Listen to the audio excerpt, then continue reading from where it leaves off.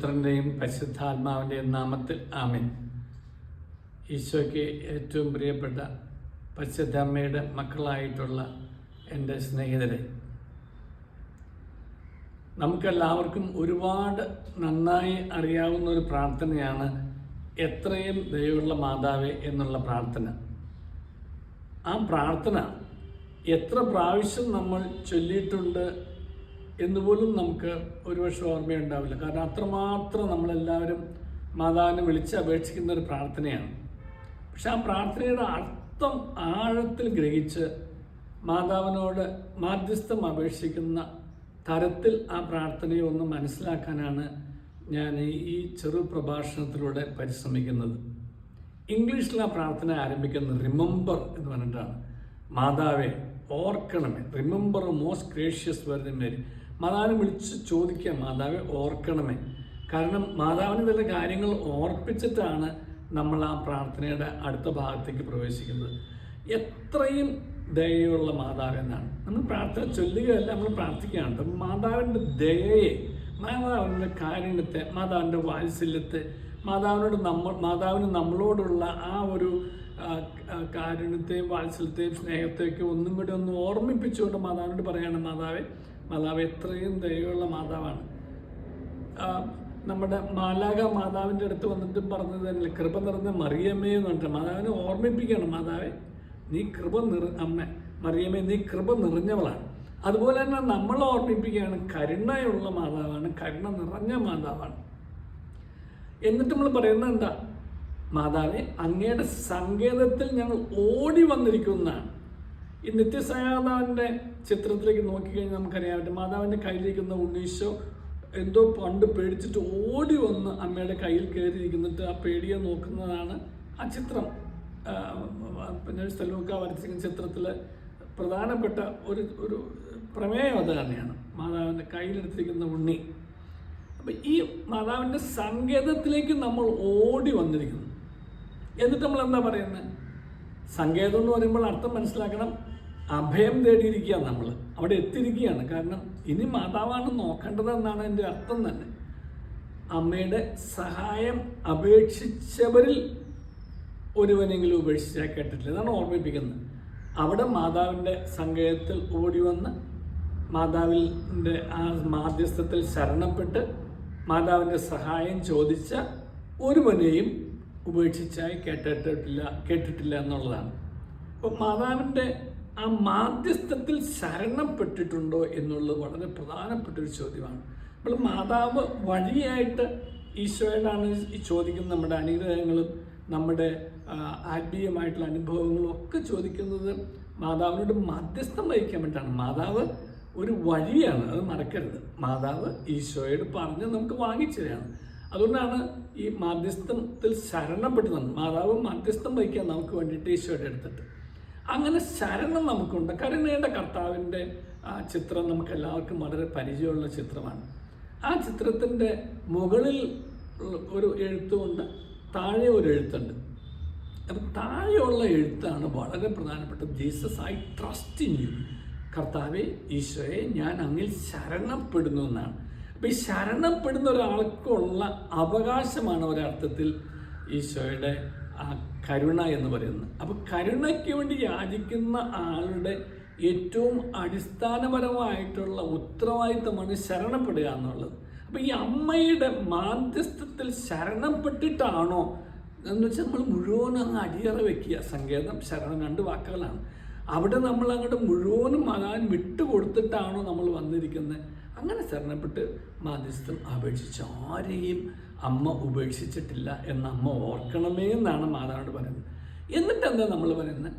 ഈ വണ്ണമുള്ള ഈ ഇപ്രകാരമുള്ള ശരണത്തിൽ ആരെയും ഉപേക്ഷിച്ചിട്ടില്ലാത്ത അമ്മയുടെ ആ ഒരു പ്രത്യേക കാരുണ്യത്തിൽ ശരണപ്പെട്ടുകൊണ്ട് ഞങ്ങൾ അങ്ങയുടെ സന്നിധിയിൽ എത്തിയിരിക്കുകയാണ്. മാതാവിൻ്റെ സന്നിധിയിൽ എത്തിയിരിക്കുക. ഈ സന്നിധിയിൽ എത്തിയിരിക്കുക എന്ന് പറയുന്നതിനകത്തും ഒരുപാട് അർത്ഥമുണ്ട്. കാരണം നമ്മൾ എവിടെയായിരിക്കും? നമ്മൾ ലോകത്ത് എവിടെയല്ല. നമ്മൾ നമ്മുടെ വ്യഗ്രതകളിലും നമ്മുടെ സങ്കടങ്ങളിലും പ്രയാസങ്ങളൊന്നുമല്ല. ഇവിടെ മാതാവിൻ്റെ സാന്നിധ്യത്തിൽ എത്തിയിരിക്കുകയാണ്. സാന്നിധ്യത്തിലായിരിക്കുമ്പോൾ നമ്മളെല്ലാം മറക്കും. അതാണ് സാന്നിധ്യത്തിൻ്റെ പ്രത്യേകത.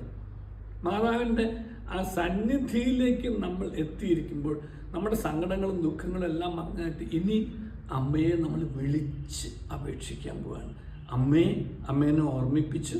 ഇനി അമ്മയോട് നമ്മുടെ ആത്മാവിൻ്റെ കാര്യം, നമ്മുടെ ഭൗതിക പ്രശ്നങ്ങൾ, നമ്മുടെ അസ്വസ്ഥതകൾ, സങ്കടങ്ങൾ, വേദനകൾ, ദുഃഖങ്ങൾ ഇതൊക്കെ പറഞ്ഞാണ്. പക്ഷെ ഏറ്റവും പ്രധാനപ്പെട്ട ഒരു ദുഃഖം എന്താ, ഏറ്റവും പ്രധാനപ്പെട്ട സങ്കടം എന്താവണം, ഏറ്റവും പ്രധാനപ്പെട്ട ഒരു പ്രശ്നം എന്താവണം, അതാണ് ഈ എത്രയും ദയുള്ള മാതാവ് എന്നുള്ള പ്രാർത്ഥനയിലും അതുപോലെ മാതാവിനോട് അപേക്ഷിക്കുന്ന എല്ലാ പ്രാർത്ഥനകളിലും വളരെ പ്രധാനപ്പെട്ട ഒരു കാര്യം എന്ന് പറയുന്നത്, ഈ മാതാവിനോട് നമ്മൾ ചോദിക്കുന്നത്, അമ്മേ ഇതെല്ലാം എൻ്റെ പ്രശ്നങ്ങളാണ്, പക്ഷെ എൻ്റെ ആത്മാവിനെ ഈശോയുടെ അടുത്ത് തന്നെ ആയിരിക്കാൻ തക്കവണ്ണം എന്നെ വഴി നടത്തണമെന്നാണ്. പരിശുദ്ധ രാജ്യം എന്നുള്ള അപേക്ഷ എടുത്ത് നോക്കി ആ പ്രാർത്ഥനയുടെ അവസാനം എന്താ, ഈശോയെ ഞങ്ങൾക്ക് കാണിച്ചു തരണമെന്ന് പറഞ്ഞിട്ടാണ്. അപ്പം അമ്മയുടെ ഉത്തരവാദിത്വം എന്താ, അമ്മയുടെ ഉത്തരവാദിത്വം എപ്പോഴും മോൻ്റെ അടുത്ത് തന്നെ, ഈശോയുടെ അടുത്ത് തന്നെ നമ്മൾ എത്തിക്കുക, ഈശോയുടെ കൂടെ ആയിരിക്കാനായിട്ട് നമ്മൾ വഴി നടത്തുക, ഈശോയുടെ കൂടെ നടക്കാനായിട്ട് കൈപിടിച്ച് നടത്തുക എന്നൊക്കെയുള്ളതാണ്. അപ്പം ആ അമ്മയുടെ കൈപിടിച്ച് നടക്കാൻ തക്കവണ്ണം, അമ്മയുടെ കൈ പിടിക്കുന്നതിന് വേണ്ടിയിട്ട് മോൻ്റെ അടുത്ത് എത്താൻ വേണ്ടിയിട്ട്. അപ്പം ഏറ്റവും ജീവിതത്തിൽ ഏറ്റവും പ്രധാനപ്പെട്ടൊരു കാര്യം എന്ന് പറയുന്നത്, അമ്മയുടെ അടുത്ത് ഞങ്ങൾ വന്നിരിക്കുന്നത് ഞങ്ങളുടെ കേവലമായിട്ടുള്ള ഭൗതിക കാര്യങ്ങളുടെ സാധ്യത്തിന് വേണ്ടിയിട്ട് മാത്രമല്ല. ജോലി, പണം, ഇതെല്ലാം ഒരുപാട് അസുഖം എല്ലാം ശരിയാണ്. പക്ഷെ ഇതിനെല്ലാം അപ്പുറത്തൊരു കാര്യമുണ്ട്. അമ്മേ ഇതെല്ലാം കഴിഞ്ഞ് ഞങ്ങൾ നിത്യതയെ ഓർത്ത് ജീവിക്കേണ്ടവരാണ് എന്നുള്ള തിരിച്ചറിവ് ഞങ്ങൾക്ക് തരണം. കാരണം ഈ ലോകത്തെ ഈ പ്രവാസ ഇത് പ്രവാസ ജീവിതമല്ല. കാരണം നമ്മളിവിടെ വന്നിരിക്കുക, ഈ പ്രവാസത്തിന് ശേഷം നമ്മളിവിടുന്ന് പോകണം. അപ്പം ഈ പ്രവാസ ജീവിതത്തിൽ നമുക്ക് ഉണ്ടാവുന്ന ദാരിദ്ര്യം, ദുഃഖം, വേദന, സങ്കടം, സംഘർഷം, ഇതെല്ലാം ഒരു താൽക്കാലികമായ കാര്യങ്ങളാണ്. ഈ താൽക്കാലികമായ കാര്യങ്ങളുടെ സാധ്യം മാത്രമല്ല, അതെല്ലാം നമുക്ക് ആവശ്യമാണ്. കാരണം നമ്മുടെ നിത്യതയെക്കുറിച്ച് ഓർക്കാനും പ്രാർത്ഥിക്കാനും തടസ്സം നിൽക്കാവുന്ന കാര്യങ്ങളാണ് ഈ രോഗം, ദാരിദ്ര്യം, ദുഃഖം, ഇതെല്ലാം. അതെല്ലാം നമുക്ക് പരിഹരിച്ച് തന്നിട്ട് ഈ നിത്യതയെ ഓർത്ത് ഈശോയെ ഈ പ്രവാസ ജീവിതത്തിന് ശേഷം ഈശോയിൽ ലയിക്കുവാനായിട്ട്, എന്നേക്കുമായിട്ട് ഈശോയോടൊപ്പം ആയിരിക്കാനായിട്ടുള്ള ആ കൃപയ്ക്ക് വേണ്ടിയിട്ട് അമ്മേ മാതാവെ ഞങ്ങളോട് പ്രാർത്ഥിക്കണമെന്നാണ്. അങ്ങനെയുള്ള ഒരപേക്ഷ ഒരിക്കലും അമ്മ ഉപേക്ഷിക്കില്ല. കാരണം നമ്മൾ ചോദിക്കുന്നത് അമ്മേ ഈ നിത്യതയെ ഓർത്ത് ജീവിക്കാനായിട്ട് തടസ്സം നിൽക്കുന്ന ഈ അസുഖം, ഈ ദാരിദ്ര്യം, ഈ ദുഃഖം, ഈ വേദന, ഈ സങ്കടം മാറ്റി തന്നെ എന്നാണ്. പക്ഷെ അതെല്ലാം നിത്യതയെ ഓർമ്മിപ്പിക്കാൻ വേണ്ടിയിട്ടുള്ളതാണെങ്കിലോ അമ്മേ അവയിലുള്ള ദൈവഹിതം ഞങ്ങൾക്ക് മനസ്സിലാക്കി തരണം.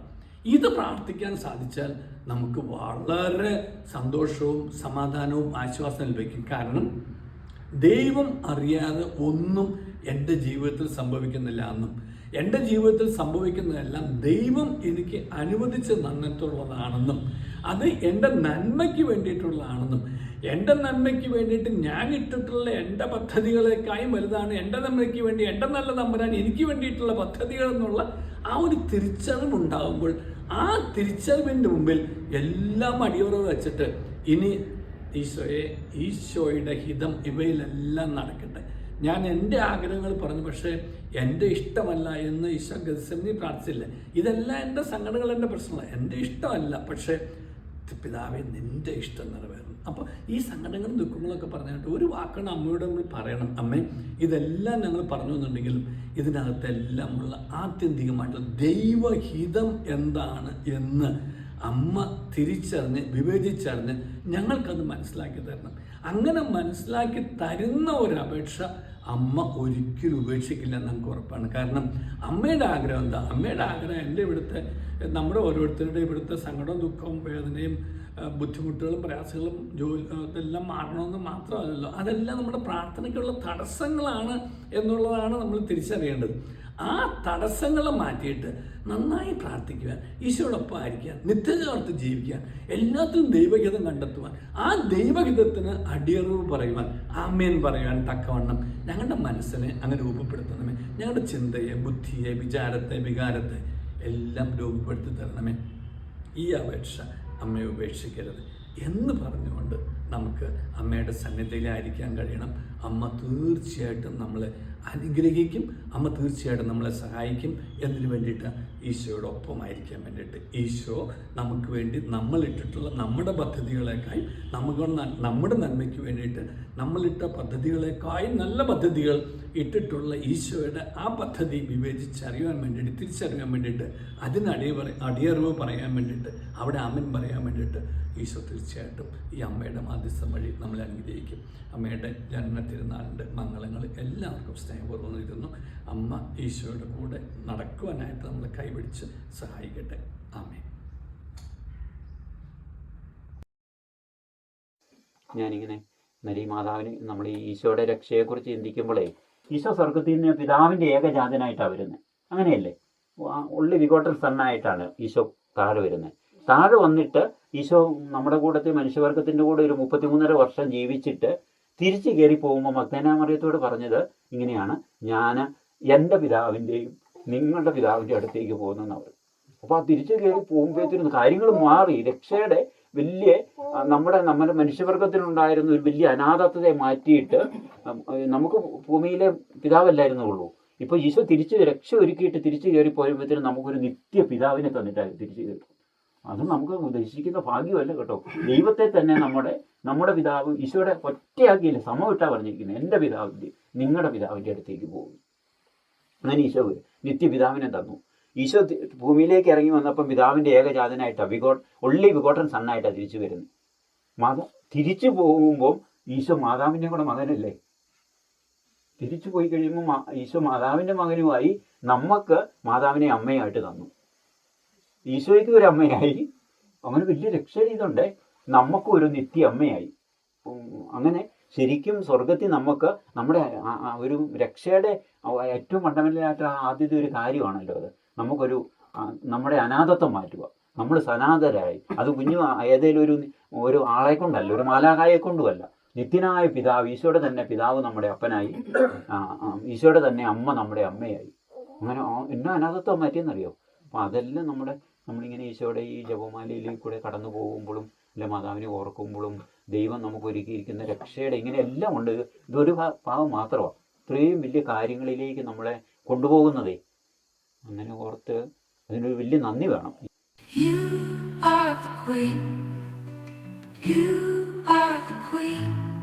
You're the queen of heaven, remove the pain in my heart. You are the queen of the queen. You are the queenie. You're the queen of heaven, remove the pain in my heart. Clothed in golden light with 12 shining stars, you bore the rising sun within your womb. Your name is our joy. Your feet bring us comfort. You are the queen. The powers of heaven bow before you.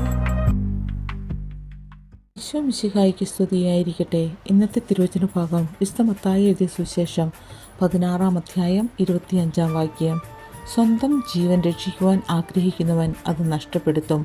എന്നാൽ ആരെങ്കിലും എനിക്ക് വേണ്ടി സ്വന്തം ജീവൻ നഷ്ടപ്പെടുത്തിയാൽ അവൻ അത് കണ്ടെത്തും. യേശുവിൽ സ്നേഹം നിറഞ്ഞ സഹോദരങ്ങളെ, ഇന്നത്തെ തിരുവചനത്തിൽ യേശുവിനെ ക്രിസ്തു എന്ന് ഏറ്റുപറയുകയും എന്നാൽ കുരിശിനെ നിഷേധിക്കുകയും ചെയ്ത പത്രോസിന് നൽകുന്ന ഉത്തരവും, അതുപോലെ യഥാർത്ഥ ഒരു ശിഷ്യൻ നേരിടേണ്ടി വരുന്ന പ്രതിബദ്ധതയും കൂടിയാണ് ഇന്നത്തെ സുവിശേഷം. സ്വയം വിട്ടുകൊടുക്കുവാൻ തയ്യാറാവുക. എൻ്റെ ആഗ്രഹങ്ങൾ, അഭിലാഷങ്ങൾ, സുഖങ്ങൾ എന്നിവയിൽ നിന്നെല്ലാം പുറത്തിറങ്ങി ക്രിസ്തീയ ജീവിതത്തിലുണ്ടാകുന്ന എല്ലാ സഹനങ്ങളെയും സന്തോഷപൂർവ്വം ഏറ്റെടുക്കുവാൻ തയ്യാറാവുക. കുരിശെടുക്കുക എന്ന് പറയുമ്പോൾ ക്രിസ്തുവിനെ നാം അനുഗമിക്കുമ്പോൾ നേരിടുന്ന കഷ്ടപ്പാടുകളും വെല്ലുവിളികളും നിറഞ്ഞ പാത നമ്മെ നയിക്കുന്നത് ലോകത്തിൻ്റെതായ നേട്ടങ്ങളിലേക്കോ വിജയത്തിലേക്കോ അല്ല. അത് നമ്മെ നയിക്കുക നിത്യജീവനിലേക്കാണ് എന്നതാണ്. ആ നിത്യജീവൻ കരസ്ഥമാക്കാൻ നമുക്കും പരിശ്രമിക്കാം. കുരിശുകളെ സന്തോഷത്തോടെ സ്വീകരിക്കാം. അതിനായി സർവശക്തനായ ദൈവം നമ്മെ ഓരോരുത്തരെയും സമൃദ്ധമായി അനുഗ്രഹിക്കട്ടെ എന്ന് പ്രാർത്ഥിച്ചുകൊണ്ട് യേശുവെ നന്ദി, യേശുവെ സ്തുതി.